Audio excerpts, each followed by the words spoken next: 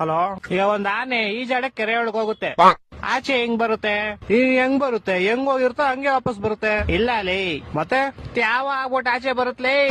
ಹೊಟ್ಟೆ ಎಷ್ಟು ಉರ್ಸ್ತಾವ್ರೋ ಆ ಭಗವತ್ನ ನೋಡಿದ್ರೆ.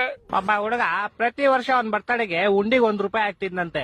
60 ವರ್ಷ ಆದ್ಮೇಲೆ ನೋಡಿದ್ರೆ ಅದ್ರಲ್ಲಿ ಬರೀ ₹12 ಐತಂತೆ. ಹೆಂಗೆ ಅಂದ್ರೆ ಅವ್ನ್ ಯಾರ ಚಪ್ಪಲಿ ಇರ್ತಾನೆ ಎತ್ಕೊಂಡಿರ್ತಾನೆ. ಇಲ್ಲ ಲೇ, ಮತ್ತೆ ಅವ್ನ್ ಬರ್ತಡೆ ಫೆಬ್ರವರಿ 29 ಇತ್ಲೇ.